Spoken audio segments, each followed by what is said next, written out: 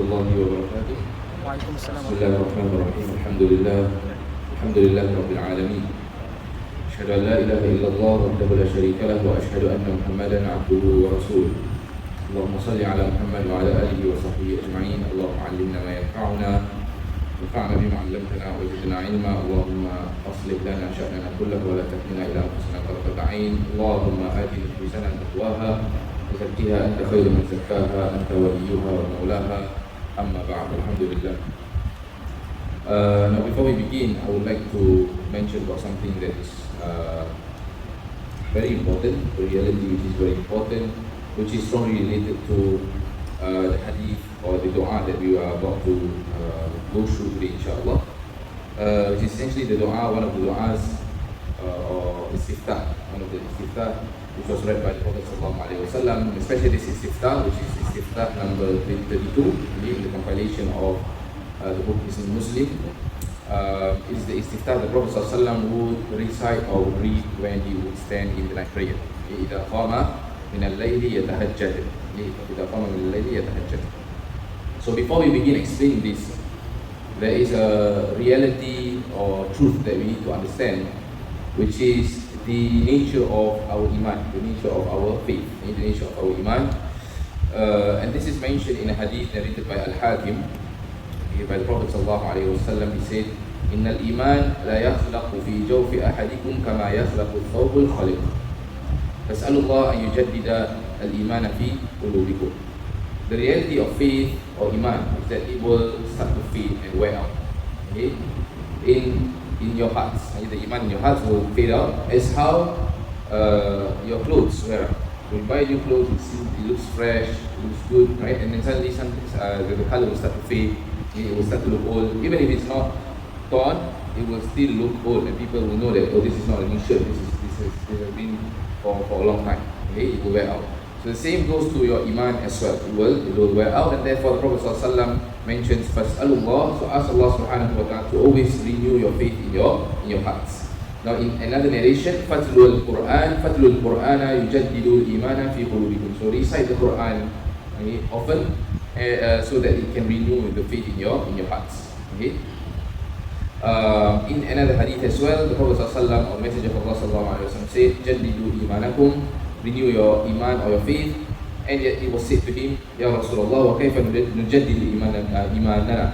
How do we renew our faith? So the Prophet ﷺ replied, Akthiru min qawli la ilaha illallah. Do lots of saying the word la ilaha illallah. So these are some of the ways, but these are not the only ways, as the Quran mentions many other ways for you to increase in your faith. And especially recitation of the Quran and understanding the meanings of the words of Allah subhanahu wa ta'ala.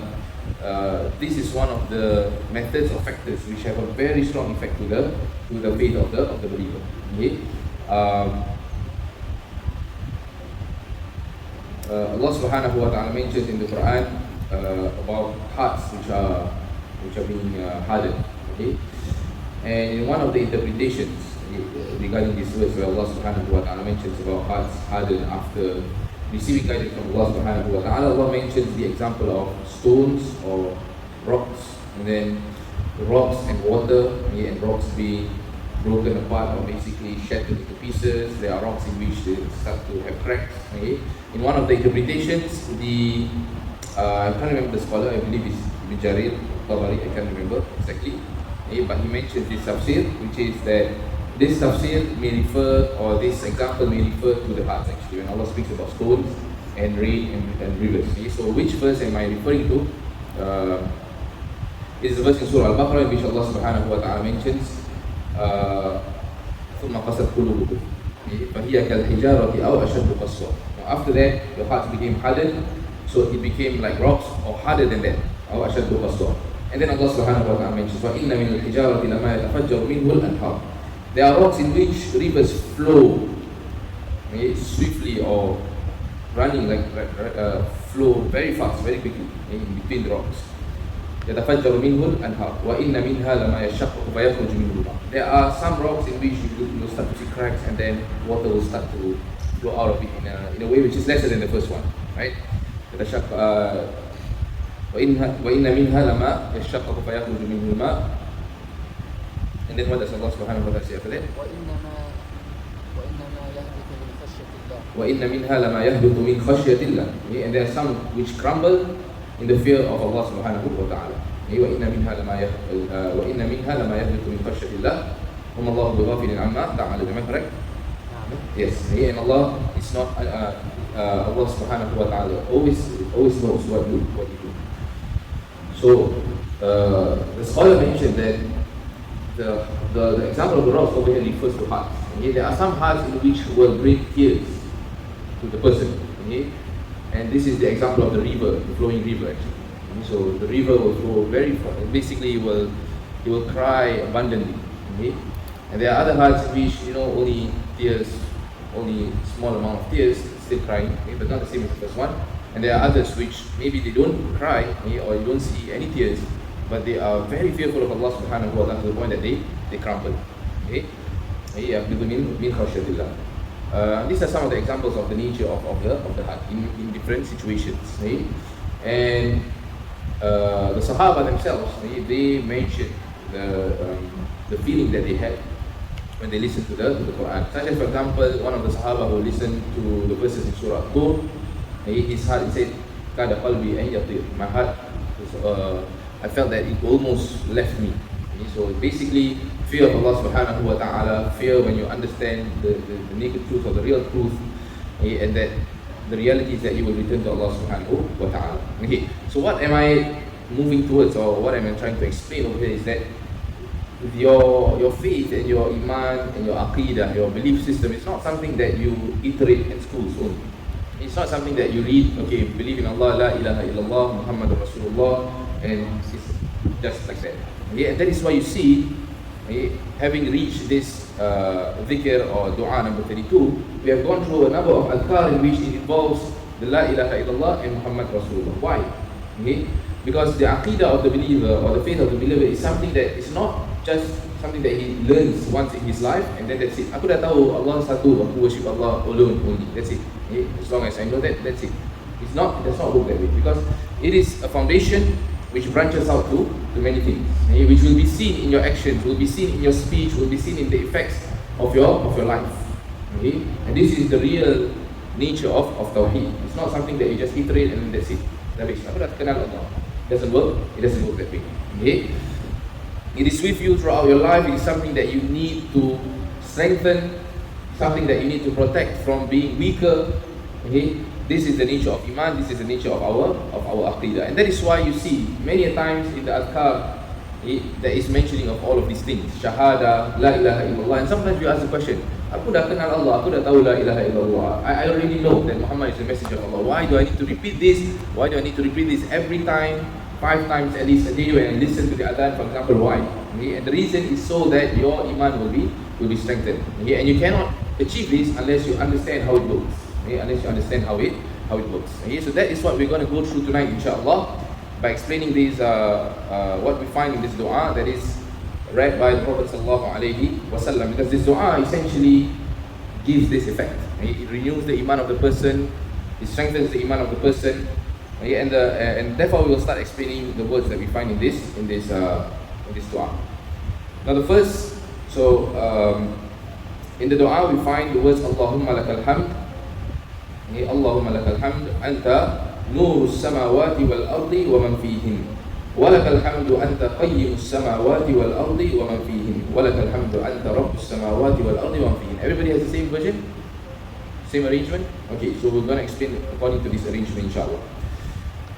So first of all, we find the words Allahumma lakal hamd. Okay, so the Prophet ﷺ begins this munajat, or these words or expressions, okay, praising Allah subhanahu wa ta'ala and making dua to Allah subhanahu wa ta'ala by praising Him. Okay, by praising Him, by praises towards Him, which is alhamd. This is the meaning of alhamd. And alhamd, okay, you must understand that alhamd is praise with love. Okay, because there is another word in Arabic which is al-madh. Again, Arabic is very accurate and very precise. Okay? So you can say praise in Arabic by using the word hamd. You can say praise in Arabic by using the word madh. Okay? But both of them have subtle differences in them. Hamd is praising together with love. So when you praise Allah subhanahu wa ta'ala, it's because you love Allah subhanahu wa ta'ala. Love must be present. Okay? Now madh, on the other hand, is praising to Allah subhanahu wa ta'ala, or praising in general, without love being present. Okay? It's basically praising when you want something from somebody else. That is the meaning of madh. Okay? Or you praise so that you want to, in Malay we say angkat dia. Okay? Angkat dia so that he feels good and things like this. But you are not sincere in your praise towards him. That is madh. Okay? And this is very well known in the Arab poetry. In Arab poetry they like to do this. Okay? They like to do this. And therefore this madh is very well known amongst the Arabs. Okay? But when it comes to Allah subhanahu wa ta'ala, we don't namdah Allah, we nahmadullah. Okay?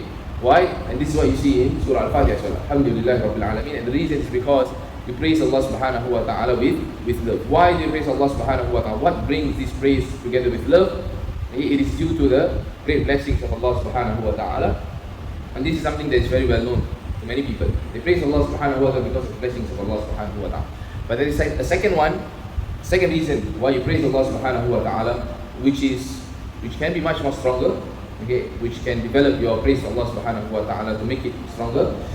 And that is praising to Allah subhanahu wa ta'ala due to the reason of His complete attributes, and the sifat of Allah subhanahu wa ta'ala. Okay? And also His creations as well. Okay? And also His creations which indicate the great attributes of Allah subhanahu wa ta'ala. Now why do I say this may be a stronger form of praising Allah subhanahu wa ta'ala? Because you praise Allah subhanahu wa ta'ala to the blessings of Allah subhanahu wa ta'ala. This is something that everybody goes through.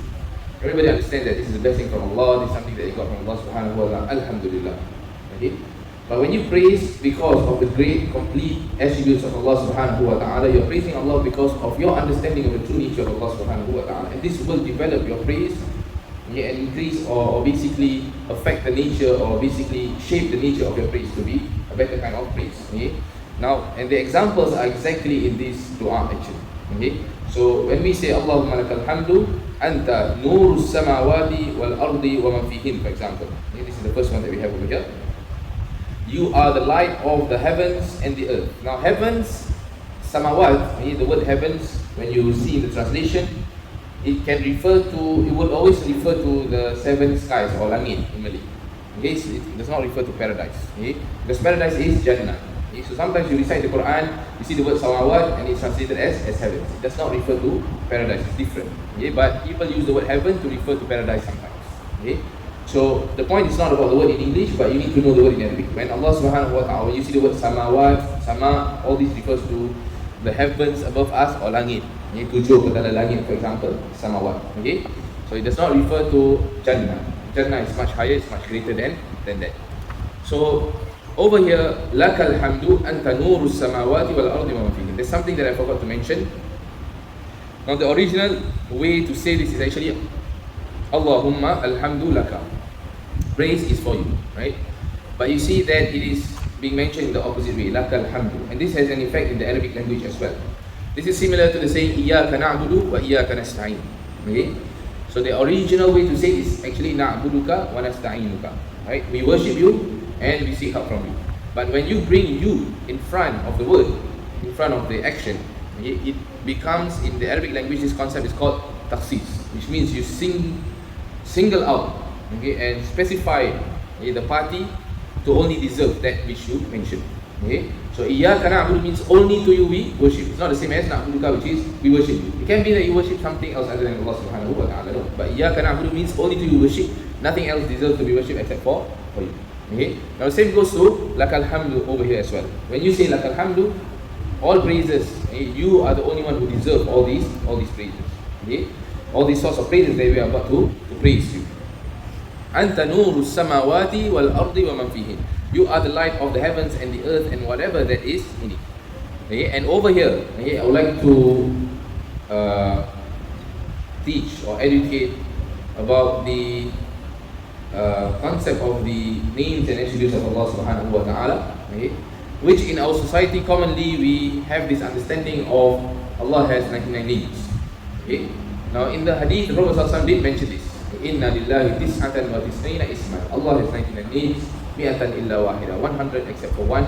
Man ahsaha dakhala al-jannah. Whosoever completes understanding, memorizing, knowing the true nature of all these 99 names, he can enter paradise.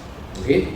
Now, the scholars have explained that the meaning of this hadith is actually like the example of, for example, I give money, let's say for example I give $99, okay, and I take it out of my pocket, $99. Does it mean that I don't have more money in my pocket, or does it mean that I have no more money in my pocket? Okay, it could be that I have more, but I only give up 99. Okay, so this is the meaning of the hadith actually. Okay, that when the Prophet ﷺ mentions 99 names, he is mentioning that Allah has 99 names and he has more. But whosoever understands 99 of the many names of Allah subhanahu wa ta'ala and act upon it and basically involves these 99 names in his life, properly affecting his actions, affecting his worship towards Allah subhanahu wa ta'ala, he will enter paradise. So the correct understanding is that Allah subhanahu wa ta'ala has more than 99 names, and this is proven actually in many of the hadith of the Prophet sallallahu, because usually when we learn the 99 names of Allah subhanahu wa ta'ala, they are specified as well, and we recite them. Usually we recite them, oh, Allah is this, that, all the 99 names of Allah subhanahu wa ta'ala. But you will find in the Quran, in the hadith, there are names in which are not mentioned in all these 99 names, which you usually reiterate. This is one thing. Secondly, the Prophet ﷺ mentioned in the hadith, again, you usually listen to this dua, usually when the Imam makes Qiyamul Layl. Some of you, when the Imam makes Qiyamul Layl, maybe sometimes you will read this dua, which is Allahumma inna nas'aluka bi kulli ismin huwa lak. We ask you from all the names that you have, sammayta bihi nafsak, which you name yourself, or anzaltahu fi kitabik, or you revealed in your book, or allamtahu ahadun min khalqik, very good. Allamtahu ahadun min khalqik, or you teach one of your servants, which means that there might be names which Allah subhanahu wa ta'ala teach certain servants of his, but others may not know. Or allamtahu ahadun min khalqik. And then finally, to emphasize this point, aw istaftharta bihi fi ilmi al-ghaybi indak, or you keep it hidden in the unknown ilm al-ghayb, the unknown knowledge of you, or the hidden knowledge of you, the unseen knowledge, ilm al-ghaybi indak. That means there are some names which are hidden from us by Allah subhanahu wa ta'ala, but it is his as well. Okay? So there might be some names in which we find in this hadith or in this dua, in which we might not find it in the 99 names of Allah subhanahu wa ta'ala, but they are names of Allah subhanahu wa ta'ala. And one of it is An-Nur. Okay? Nur. Nur is one of the names of Allah subhanahu wa ta'ala as well. Nur is one of the names of Allah subhanahu wa ta'ala, and that's why in this dua we say, Anta nuru samawati wal ardi wa ma fihi. You are the light of the heavens and the earth, and whatever that is in it. Okay? So we need to affirm light as one of the attributes and names of Allah subhanahu wa ta'ala. And the scholar Ibn Sa'di, in his, I believe in his tafsir, he mentions the meaning of An-Nur. If it's not in tafsir in his other book, but Ibn Sa'di is in his tafsir. But maybe another version of his tafsir. Ibn Sa'di is one of the scholars who have a contemporary tafsir today. And many people refer to his tafsir because it's very simple. It's not like Tafsir bin Kathir where you find many narrations, many riwayat. But Ibn Sa'di, Tafsir As-Sa'di, it's called Tafsir As-Sa'di. Today many people use it because it's very simple. It just gives you the basic meanings that you need from the verses of Allah subhanahu wa ta'ala. And today it's even translated to English already. It has even been translated to English. But sometimes translation may give you a different, may not give you the same feel as when you are able to read it in the original version. Okay, so he says the Nur, which is from the attributes of Allah subhanahu wa ta'ala, is of two kinds. The first one is physical light, نور حسي, وهو ما اتصف به من النور العظيم الذي له كشف الحجاب عن وجهه لأحرقت سبحات وجهه ونور جلاله ما انتهى إليه بصره من خلقه. Okay? This is mentioned in a hadith in Sunan Ibn Majah, whereby the Prophet sallallahu alaihi wasallam mentions, إن الله لا ينام ولا ينبغي له أن ينام. Allah does not sleep, and it is not befitting for him to sleep. يَخْفِضُ الْقِسْطَ وَيَرْفَعُهُ. He raises the scale and lowers them. Or lowers the scales and raises them. Now his veil is light. Hijabuhu nur. His veil, the veil of his face. Hijabuhu an-nur. Now if he were to remove this veil which is light, لَأَحْرَقَتْ سُبُحَاتُ وَجْهِهِ. The glory of his face would burn everything of his creation. كل شيء أدركه بصره. Everything that is able to see, or basically, you have your eyesight. Some people put on spectacles, right? Sometimes your vision may be limited, sometimes your vision may be stronger. So however strong, or the strongest vision there is, for example, if it were able to reach Allah's, be able to reach the ability to see Allah subhanahu wa ta'ala, it will burn you, basically. So this is the greatness of the light of Allah subhanahu wa ta'ala, or basically this nature of Allah subhanahu wa ta'ala. And you cannot understand this light or this hijab which is the light of Allah subhanahu wa ta'ala, except to read this hadith in the way that it is being read. Okay? Because you cannot explain it in a different manner, then it will be understood in a different manner. Okay? Now, this is the first thing, which is physical light, okay, which is greater than every light in the universe, and every light in the universe belongs to Allah subhanahu wa ta'ala. The light of the sun, the light of the moon, which is reflected from the sun, okay, the lights which are around us from electricity, all of it is from Allah subhanahu wa ta'ala. The light of the heavens and the earth, everything is from Allah subhanahu wa ta'ala, and the light of Allah subhanahu wa ta'ala is greater than all of these. Yeah, that is why it says, "Anta nuru samawati wal ardi wa man fihi." The source of light is from Allah subhanahu wa ta'ala. Now the second type of light that the scholar Ibn Sa'di mentions is the light which is ma'nawi. Ma'nawi means abstract, which is not physical. And this refers to the light of guidance. The light of guidance in the hearts of the prophets and those who are chosen by Allah subhanahu wa ta'ala and His angels. The light of knowing the true nature of Allah subhanahu wa ta'ala, and the light of the love towards Allah subhanahu wa ta'ala. It is a form of light. So knowing Allah subhanahu wa ta'ala becomes a source of light for those who are chosen by Allah subhanahu wa ta'ala from His servants, depending on how much they understand them. They understand the nature of Allah subhanahu wa ta'ala, the attributes of Allah subhanahu wa ta'ala, and they believe in the attributes of Allah subhanahu wa ta'ala, and the nature of Allah subhanahu wa ta'ala, and how much it has in terms of the effect towards them in their hearts.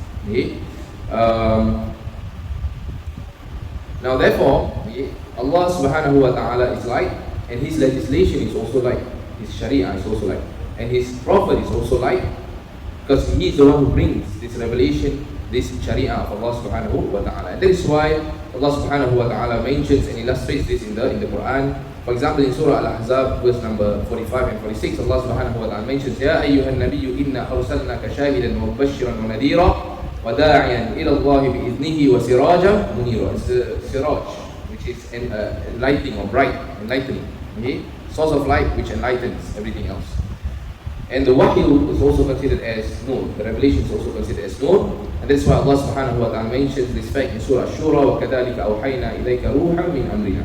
And that is how we have revealed to you a ruh, the soul, from our command. And soul over here refers to Jibreel alayhi salam, and the reason for this scholars mention is because Jibreel is the angel of revelation, and revelation brings true life in the person. Okay? Through the guidance you get true life. If not, you are just living, but you are actually as though you are dead. Okay? Because only true life only comes after you understand the revelation of Allah subhanahu wa ta'ala, understand that you will return to Allah subhanahu wa ta'ala, understand the true nature of our life, where it ends, where it truly begins in the hereafter, for example. Okay? So, مَا كُنْتَ تَدْرِي, then Allah subhanahu wa ta'ala says, you were not someone who knew, you did not know, مَا الْكِتَاب, what is the book, which is the Quran, وَلَا الْإِيمَانِ, what is faith. He's talking in his conversation to the Prophet sallallahu alayhi wa sallam. Once, and that's why Allah subhanahu wa ta'ala mentioned in Surah Al-Duha, وَوَجَدَكَ ضَالًّا فَهَدَى. You were once misguided. That's why you did not have all this revelation. And all this revelation is from the mercy of Allah subhanahu wa ta'ala to you. So what about us? This is only the Prophet sallallahu alayhi wa sallam. So what about us? We are so far away, okay, from the mercy of Allah subhanahu wa ta'ala, and therefore we need to always put in effort to get closer to Allah subhanahu wa ta'ala. You do not know the book, you do not know Al-Iman, the nature of faith. وَلَكِنْ, however, جَعَلْنَاهُ نُورًا, we have made it a source of light. نَهْدِي بِهِ مَنْ نَشَاءُ مِنْ عِبَادِنَا, through it we guide those whom we will from our servants. وَإِنَّكَ لَتَهْدِي إِلَى صِرَاطٍ مُسْتَقِيمٍ, and that is why you will truly guide to the sirat mustaqim, the straight path, because why? You are the holder and the bearer of this revelation from Allah subhanahu wa ta'ala, which is the source of light. Okay? Now after that we say, وَلَكَ الْحَمْدُ أَنْتَ قَيِّمُ السَّمَاوَاتِ وَالْأَرْضِ وَمَنْ فِيهِمْ, and for you is praise, you are the qayyim. Okay? What is the translation for qayyim that you guys have? Anybody? Sustainer. Okay. Any other translations? Sustainer. All of you have sustaining? Sustainer? Okay. Now, qayyim is one of the versions of the form of the word qayyum as well. Okay. So another form of this same word which has the same meaning is qayyum. Okay. And you find this word in many verses from Allah subhanahu wa ta'ala, namely in a very popular verse, very well-known verse, Ayatul Kursi. Okay. Allahu la ilaha illa huwal hayyul qayyum. Okay. So qayyim means qayyum. Okay. Qayyim means qayyum, and basically what it means is the sustainer. Okay. The one who self-sustains and therefore sustains everything else in the heavens and the earth. Qayyimus samawati wal ardi wa man fihim. Okay, which means that everything is arranged by Allah subhanahu wa ta'ala. Everything is given and set by Allah subhanahu wa ta'ala. He's the one who sustains, okay, everything. And therefore, when you understand the name of Allah subhanahu wa ta'ala, you also understand another fact, which is that everything is in the hands of Allah subhanahu wa ta'ala. And this will affect how you approach life. Okay? When you understand that everything is sustained by Allah subhanahu wa ta'ala, if it fades away, if you lose it, or if you get it, it is because Allah subhanahu wa ta'ala has allowed you to have it, has allowed you to have it, or it's because Allah subhanahu wa ta'ala has taken away from you. So are you going to cry, are you going to complain, or are you going to turn to Allah subhanahu wa ta'ala and ask from His great bounty, okay? Or seek forgiveness from Him for whatever loss that you have earned, for example, and seek the reward from Allah subhanahu wa ta'ala from whatever loss that you have, okay? So everything is under the hands of Allah subhanahu wa ta'ala, and everything can only happen because of Allah subhanahu wa ta'ala. This is the meaning of Al-Qayyum. Okay? This is the meaning of Al-Qayyum.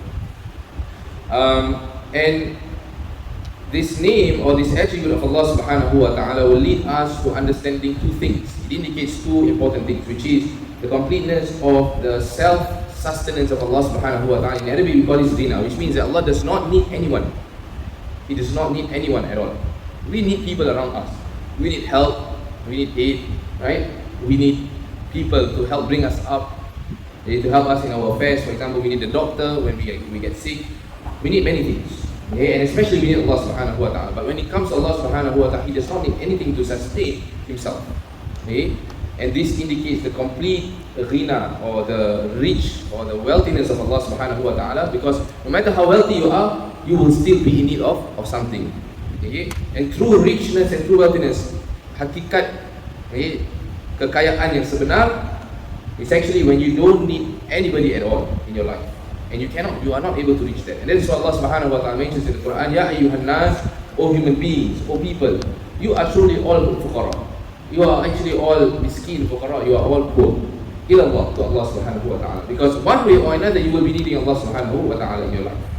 Okay? Wallahu huwa al-ghaniyyul hamid. But Allah on the other hand is the al-ghani and al-hamid. He is the al-ghani, the true one, who has the true nature of kekayaan or wealthiness.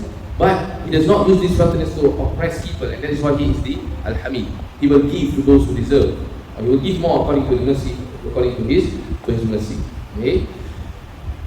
And in the hadith, the Prophet ﷺ mentions, innakum, that Allah subhanahu wa ta'ala says, innakum lan tablughu dhurri fatadurruni. You cannot reach any kind of harm to the point that you can harm me.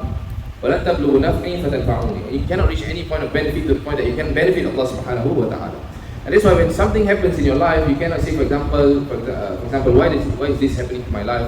I disobey Allah subhanahu wa ta'ala. Allah tak kasih aku ni, so I don't follow His commands, for example. You won't do anything to Allah subhanahu wa ta'ala if you have this kind of behavior, okay? Or you have this kind of approach, because Allah is not affected by all of these things. In the end, you are the one who will lose. Okay? And if let's say for example, oh, I expect this from Allah, I expect that from Allah subhanahu wa ta'ala, it did not happen to me, for example, and therefore I don't find worshipping Allah subhanahu wa ta'ala a good thing for me, and therefore I abandon my salah and everything. You are the one who loses out, because Allah subhanahu wa ta'ala obligated these things for your own good. Okay? For your own good. Okay? So you are the one who lets it go by yourself, and you are the one who has caused yourself great loss. Okay? And Allah subhanahu wa ta'ala is not affected by anything at all. Okay? Now this is what we call ghinan dhati, which is Allah Himself in His nature, okay, is self-sustaining, and therefore He is not in need. That's the word that is the better word to use. He's not in need of anything. Now when we say that Allah subhanahu wa ta'ala is al-qayyum or qayyim as well, it also indicates the complete ability of Allah subhanahu wa ta'ala, because He cannot sustain Himself, He cannot sustain the other creations of His except with or through the characteristic or attribute of having complete ability in all things. Okay? So you see, when you learn the names or attributes of Allah subhanahu wa ta'ala, it will lead you from one name to another understanding of another part of nature of Allah subhanahu wa ta'ala. And this is the beauty of learning the names and attributes of Allah subhanahu wa ta'ala. And that's why this learning the names and attributes of Allah subhanahu wa ta'ala is one of the greater fields of knowledge, okay, that only some scholars are able to achieve. Okay? Even scholars like Ibn Qayyim, there are some things that they, when they deepen their knowledge, and when they research and when they seek knowledge in this method, there are some things that they might not be able to find as well. Okay? And they urge others to seek and search, because it's something that is very, very, very, very deep, okay, but has very great effect to the believer. Okay? So everything is under in the hands of Allah subhanahu wa ta'ala. The kursi, samawat and al-ard, the heavens and the earth, mountains, human beings, animals, everything is under in the hands of Allah subhanahu wa ta'ala. Everything, every single thing is in need of Allah subhanahu wa ta'ala. Okay? So Allah subhanahu wa ta'ala mentions this in a couple of his verses in the Quran. Okay? So if you turn to other than Allah subhanahu wa ta'ala, you are at a great loss. Now after that, okay, remind me if it's already Isha. Now after that we see over here, وَلَكَ الْحَمْدُ أَنْتَ رَبُّ السَّمَاوَاتِ وَالْأَرْضِ وَمَنْ فِيهِنْ. وَلَكَ الْحَمْدُ أَنْتَ رَبُّ السَّمَاوَاتِ وَالْأَرْضِ وَمَنْ فِيهِنْ. رَبُّ السَّمَاوَاتِ وَالْأَرْضِ وَمَنْ فِيهِنْ is basically the lordship of Allah subhanahu wa ta'ala. Okay? You are the Lord of the heavens and the earth. Okay? What this means is that everything is set by Allah subhanahu wa ta'ala. Rububiyyah, this is the meaning of Rububiyyah. Rububiyyah will go back to governance, the meaning of governance, the meaning of creation. Okay? This is the meaning of Rububiyyah, lordship. Okay? Lordship is when lordship also gives the meaning of the fact that you are in need of Allah subhanahu wa ta'ala and everything is in the hands of Allah subhanahu wa ta'ala as well. Okay? But the difference is that lordship or rububiyyah is more of everything is set by Allah subhanahu wa ta'ala. So for example, we as human beings, our ears grow in a certain way, our eyes grow at a certain place, for example. We don't have eyes at the back of our heads, for example. And our legs grow beneath us, for example, right? And when we were born, we could not speak. Okay? And we need to go through certain phases to be able to speak, for example. Now after going through a number of phases, we reach a certain point of life where we start to be able to understand. And this indicates to us that our understanding, our knowledge is according to the fact that how the nature Allah has created us. If Allah did not create us in this way, we would not be able to understand a single thing, we would not be able to do a single thing that we are able to do today. And this is the meaning of lordship, rububiyyah. Okay? So this example indicates the bigger concept of rububiyyah, okay? But it helps explain what it means by rububiyyah. It means that the way Allah set things, okay? That is how Allah subhanahu wa ta'ala has taken care of us. And that is why another word that can come out of a-rab is tarbiyah. What is tarbiyah? Tarbiyah is basically bringing up a child. That is what we call tarbiyah. Bring up a child well. Okay? So it comes from the word rabba. You rabbi. Okay? Taking care, bringing up, being a guardian. That is the meaning of rububiyyah. Okay? And you are always in need of that guardian, which is Allah subhanahu wa ta'ala. So that is the meaning of Rabbus samawati wal ardi wa man fihi. وَلَكَ الْحَمْدُ لَكَ مُلْكُ السَّمَاوَاتِ وَالْأَرْضِ وَمَنْ فِيهِنْ. وَلَكَ الْحَمْدُ, and to you is praise only. أَنْتَ مَلِكُ السَّمَاوَاتِ or أَنْتَ مُلْكُ السَّمَاوَاتِ. Okay, so we have mulku first, okay, and then we have maliku samawati. Okay, so mulku and maliku is different. Okay, mulku means laka mulku means you, to everything belongs to you. Ownership, that is mulk. Okay, milik. Malik means the king. Okay, or the sovereign, or basically sultan, or having that power, okay, of ownership. That is the meaning of malik. So mulk is the ownership, malik is being that owner. Okay, malikus samawati wal ard, the owner of the heavens and the earth. Okay, so basically in these words there is affirmation that the heavens and the earth all are owned by Allah subhanahu wa ta'ala. Okay, but people do not acknowledge this fully. Yeah, that's why there are people who do not worship Allah subhanahu wa ta'ala. They think they control life, they think life is in their hands, but in reality, heaven and the earth all belong to Allah subhanahu wa ta'ala and are all owned by Allah subhanahu wa ta'ala. Okay? And this is mentioned in the Quran clearly, or in detail actually, in Surah Al-Imran. In Surah Al-Imran, and Ibn Qayyim mentions that, the scholar Ibn Qayyim, he mentions that the true nature of ownership will only be complete when you have the ability to give al-ata, and you have the ability to restrain al-man wal-ikram, and you have the ability to honor, and you have the ability to humiliate, and you have the ability to reward, and you have the ability to punish, and you have the ability to be angry or anger. You have anger, al-ghadab, and you have rida, pleasure, to be pleased, to choose certain servants of you as allies, okay, and to basically humiliate or humble some others, okay, and to strengthen those who deserve strength and to humble those who deserve humility or humbleness. Okay? And this is explained in the verse of Allah subhanahu wa ta'ala in Surah Ali Imran, قُلِ اللَّهُمَّ مَالِكَ الْمُلْكِ تُؤْتِي الْمُلْكَ مَنْ تَشَاءُ. Because everybody understands this. Everybody understands that they will say that, okay, Allah subhanahu wa ta'ala is the owner of all things. But your understanding of Allah being the owner of all things will only be strengthened when you understand the true nature of ownership, which is what we have mentioned. The ability to punish and reward. This is an ability that no one has, and only Allah subhanahu wa ta'ala has. The ability to truly honor and to truly humiliate. This is only the ability that Allah subhanahu wa ta'ala superiorly has, without others having it. If others are able to humble or humiliate people around him, they are only able to humiliate to a certain limit. But it's not to the maximum level in which Allah subhanahu wa ta'ala is able to. And that's why Allah subhanahu wa ta'ala say or mention that Allah is the Malik al-Mulk, the king of ownership itself. Al-Mulk. Tu'til mulka man tasha. He gives ownership to whomever he wills. Wa tanzi'ul mulka mimman tasha. And he can snatch away, take away ownership from whoever he wills. Wa tu'izzu man tasha. And he can glorify, or he can honor, raise a number of people whomever he wills. Wa tudillu man tasha. And he can humiliate whomever he wills. But in his hand is all goodness. It means that if he humiliates or if he raises, it is because of a certain reason which is good. بيدك الخير إنك على كل شيء قدير. تولج الليل في النهار وتولج النهار في الليل. You are the cause of night to change into day. You are the cause of day to change into night. And this is true ownership. If you are able to control day and night, this is true al-mulk. وتخرج الحي من الميت. You are able to extract life from those who are dead, which means that you are able to cause life from those who are dead. Because those who have not been born, they are actually considered as dead until they are born. And those who are dead, they can be reborn again, because in the first place Allah subhanahu wa ta'ala is able to, is able to give them birth. وَتُخْرِجُ الْمَيِّتَ مِنَ الْحَيِّ وَتَرْزُقُ مَنْ تَشَاءُ بِغَيْرِ حِسَابٍ. And you give provision to whoever without any hisab, without any account. This is the true nature of al-mulk. And inshallah we will explain more in our next lesson. From this point over here onwards.